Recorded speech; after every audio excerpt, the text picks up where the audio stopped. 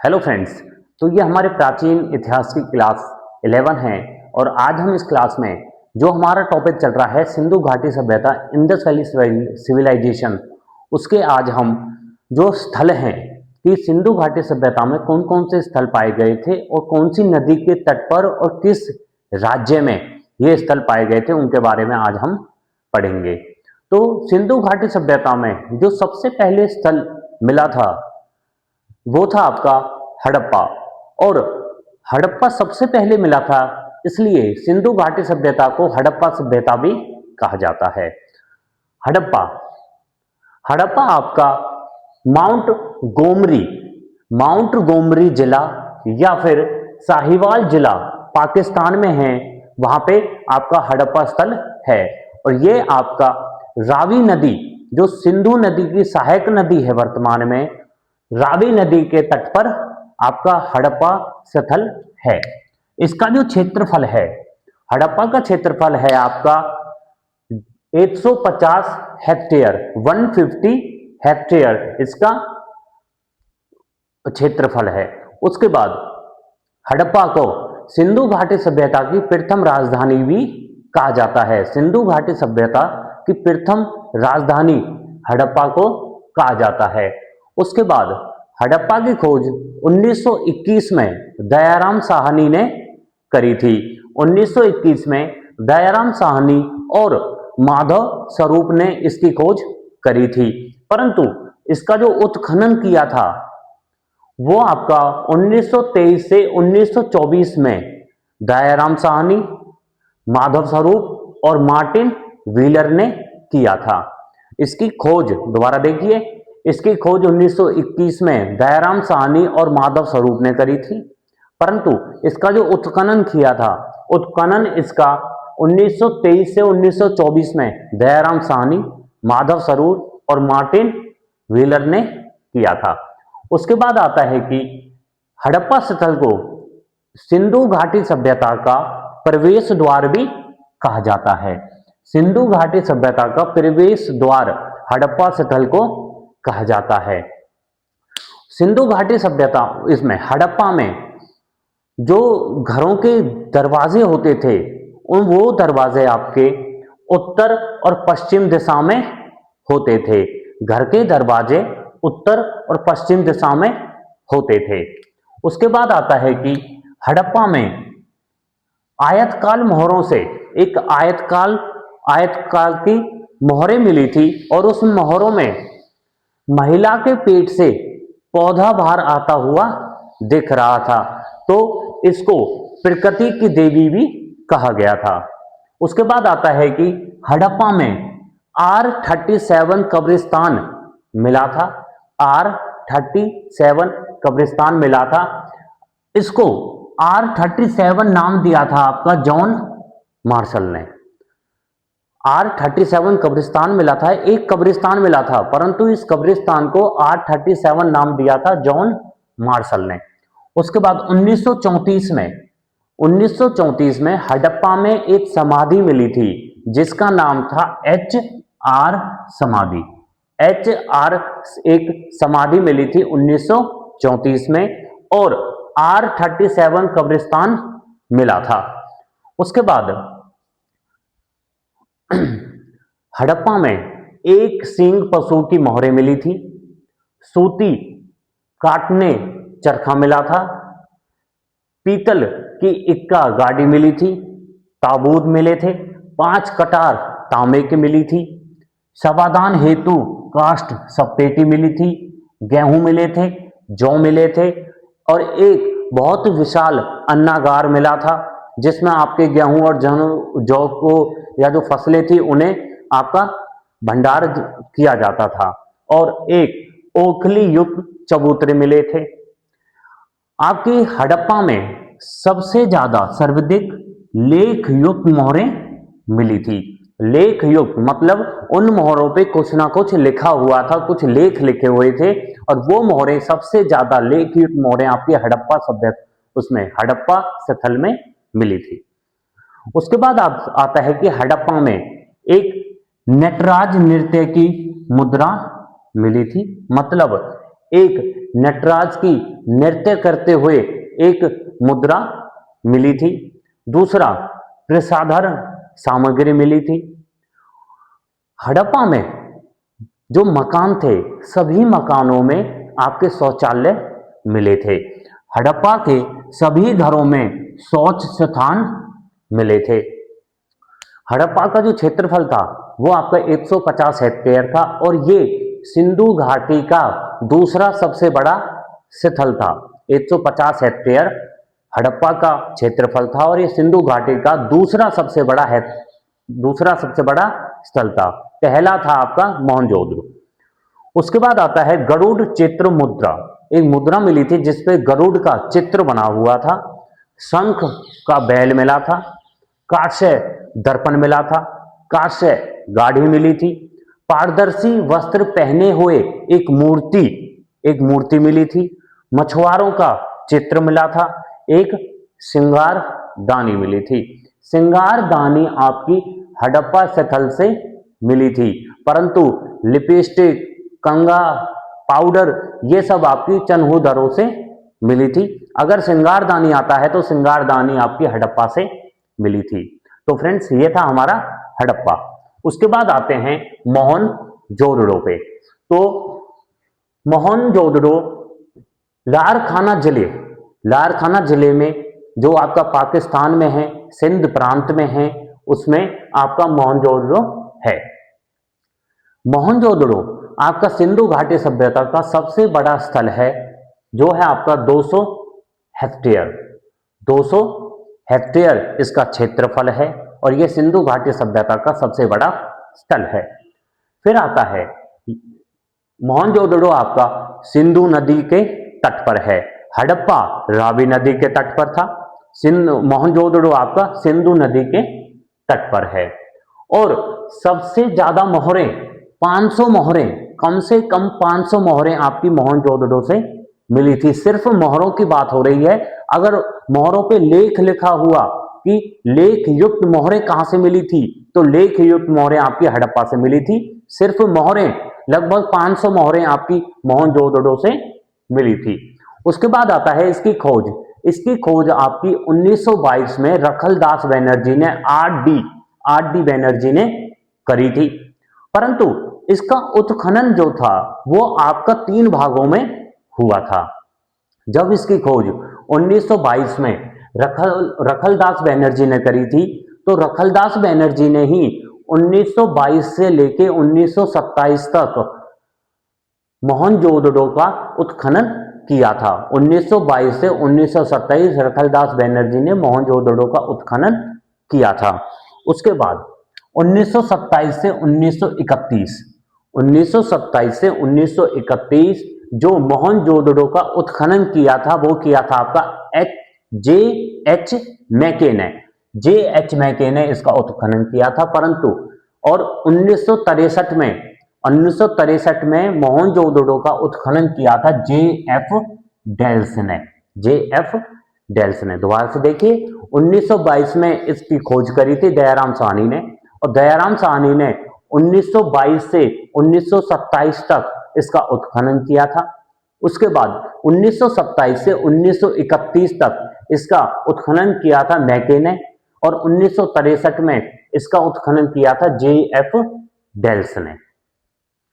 फिर आते हैं कि मोहनजोदड़ो के उपनाम या किन किन नामों से इस स्थल को बुलाया जाता है। तो इसको मृतकों का टीला भी कहा जाता है। सिंध का नखली स्थान भी कहा जाता है। सिंह का बाग भी कहा जाता है। स्तूपों का शहर मोहनजोदड़ो को कहा जाता है। और ये मोहनजोदड़ो सबसे बड़ा सैंधव नगर था, और इसकी जो जनसंख्या थी वो सबसे सर्वाधिक, मतलब सबसे ज्यादा जनसंख्या अगर सिंधु घाटी सभ्यता में किसी स्थल पे थी तो वो थी आपकी मोहनजोदड़ो की जनसंख्या सबसे ज्यादा थी। उसके बाद आता है कि मोहनजोदड़ो से क्या क्या प्राप्त हुआ था। तो इससे पशुपति शिव की मोहरें प्राप्त हुई थी, और जो पशुपति शिव की मोहरें प्राप्त हुई थी उनके दाईं ओर, पशुपति शिव की जो मोहरें थी उनके दाईं ओर हाथी और बाघ थे, बाईं ओर गैंडा और भैंसा थे। बाईं ओर गैंडा और भैंसा थे, दाईं ओर हाथी और बांध थे, और जो पशुपति की मूर्ति थी उसके नीचे दो हिरण भी थे, दो हिरण थे और आपके ये जानवर थे। उसके बाद मोहनजोदड़ो से एक पुरोहित की मूर्ति भी प्राप्त हुई थी। उसके बाद आता है कि विशाल अन्नागार। विशाल अन्नागार प्राप्त हुआ था मोहनजोदड़ो से, जो था आपका, जिसकी चौड़ाई थी 45.71 मीटर और जिसकी लंबाई थी 15.23 मीटर। दोबारा ध्यान दीजिए, विशाल अन्नागार मिला था जिसकी चौड़ाई थी 45.71 मीटर और लंबाई थी आपकी 15.23 मीटर।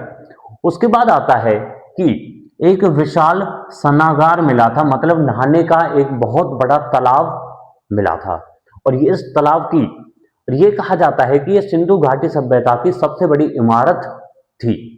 उसके बाद आता है लंबाई। जो ये स्नानागार मिला था नहाने का, उसमें जो लंबाई थी वो थी आपकी 39 फीट और चौड़ाई जो थी वो थी आपकी 23 फीट और जो गहरा था वो 8 फीट। मतलब जो नहाने का तालाब मिला था उसकी जो लंबाई थी वो थी आपकी 39 फीट, चौड़ाई थी 23 फीट और गहराई थी 8 फीट। उसके बाद आता है कि मोहनजोदड़ो में 21 मानव कंकाल मिले थे, 21 मानव कंकाल मिले थे। इसमें एक कुआं मिला था, तांबे की हेयर पिन मिली थी, हेयर पिन तांबे की आपकी मोहनजोदड़ो में मिली थी, सोने के वस्तुएं मिली थी या सोने के आभूषण मिले थे, स्वास्तिक चिन्ह मिला था, स्वास्तिक चिन्ह आपका मोहनजोदड़ो से मिला था। उसके बाद आता है मलेरिया, मलेरिया के साक्ष्य मिले थे यहां से। बेलनाकार 5 मोहरें मिली थी, मतलब जो मेसोपोटामिया सभ्यता थी, मेसोपोटामिया सभ्यता से संबंधित जो बेलनाकार मोहरें थी वो 5 मोहरें आपकी मोहनजोदड़ो से मिली थी। उसके बाद आता है एक सभा भवन मिला था, मतलब एक भवन मिला था बहुत बड़ा जिसमें 20 खंबे थे।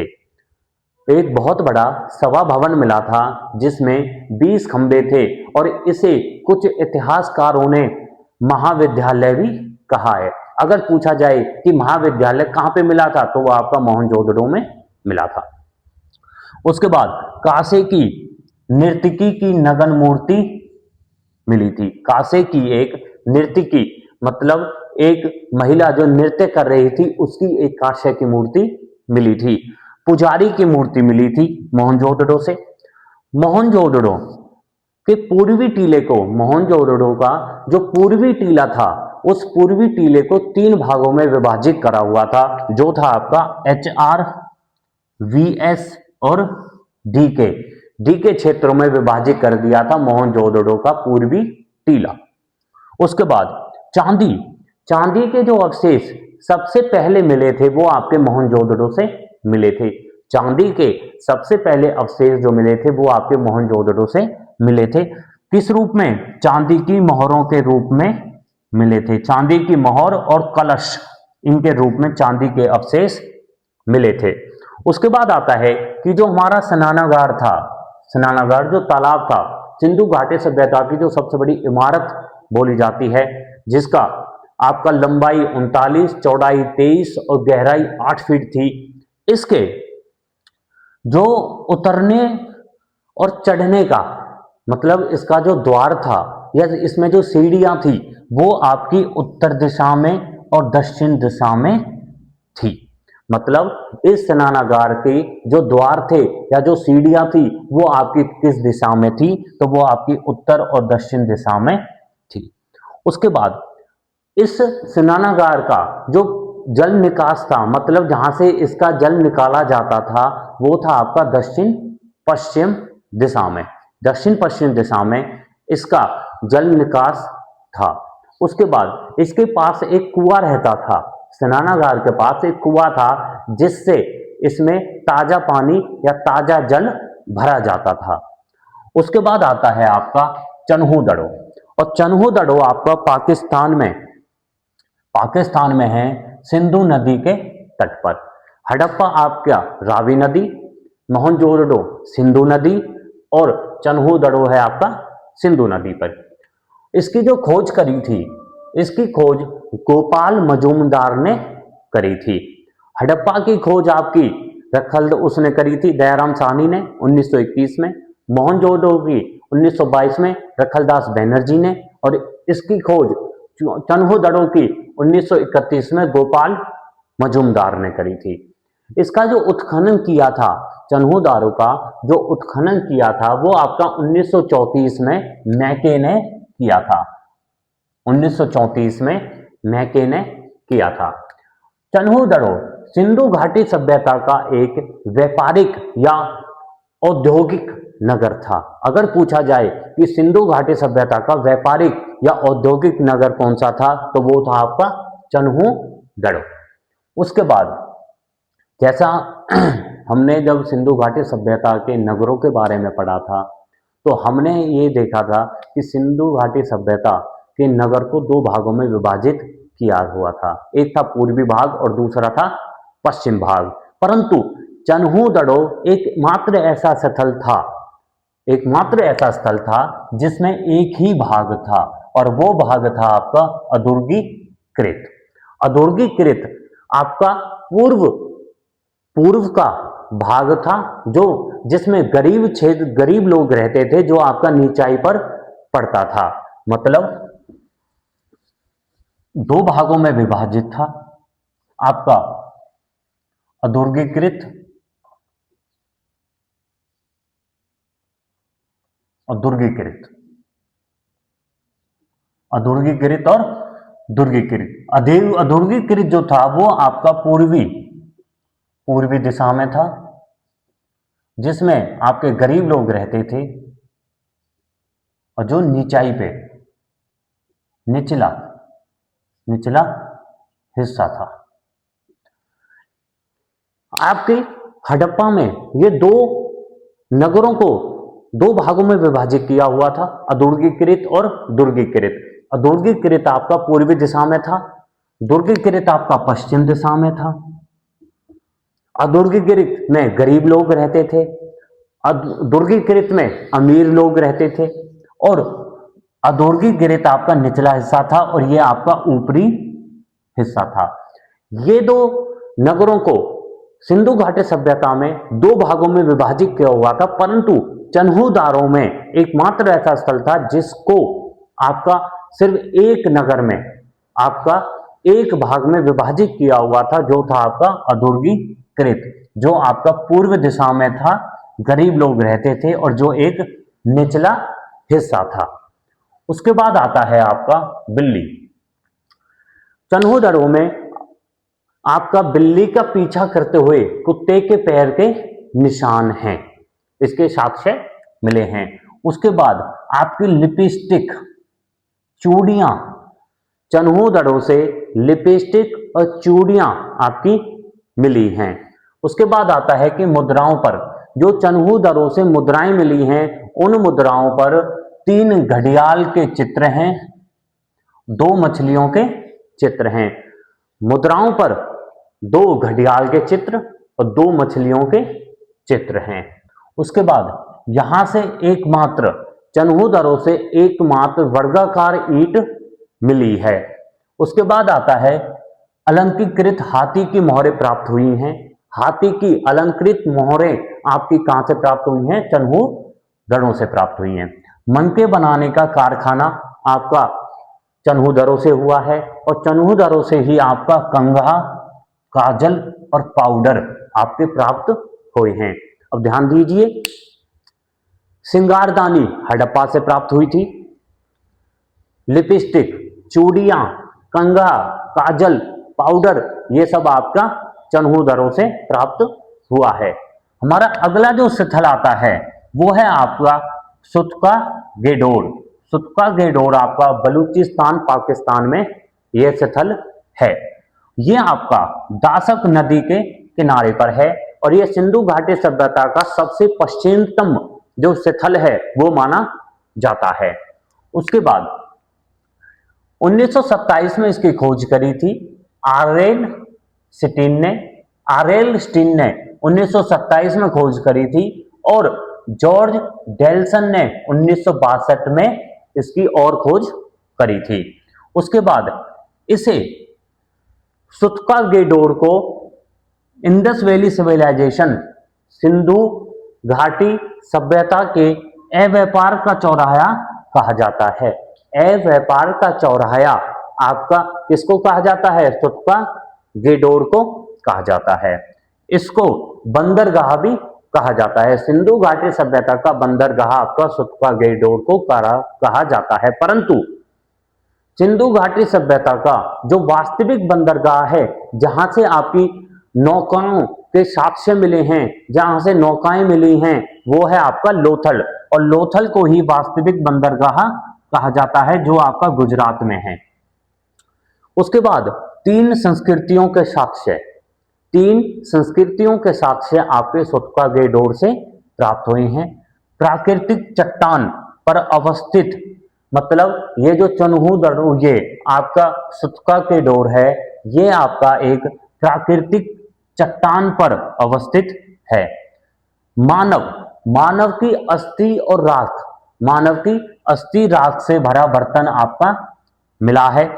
बेबीलोन सभ्यता से व्यापार के साक्ष्य मिले हैं। उसके बाद आता है हमारा अगला स्थल जो है आपका गनेरी वॉल आपका बहावलपुर पाकिस्तान से मिला है और ये गनेरी वॉल आपका हकरा नदी के किनारे पर है, जिसकी खोज 1927 में आरएन स्टीन ने करी थी। उसके बाद हमारा जो अगला स्थल है वो रहेगा आपका लोथल, और लोथल आपका गुजरात में है और ये आपका भोगवा नदी के तट पर है। तो हम अपनी जो नेक्स्ट वीडियो करेंगे उसमें जो हमारा स्थल रहेगा पहला, वो रहेगा आपका लोथल। तो फ्रेंड्स, ये हमारे प्राचीन इतिहास की क्लास 11 थी, जिसमें आज हमने हड़प्पा, मोहनजोदड़ो, चन्हू दर्रो, सुत्का-गेडोर इनके बारे में पढ़ा था। Thank you.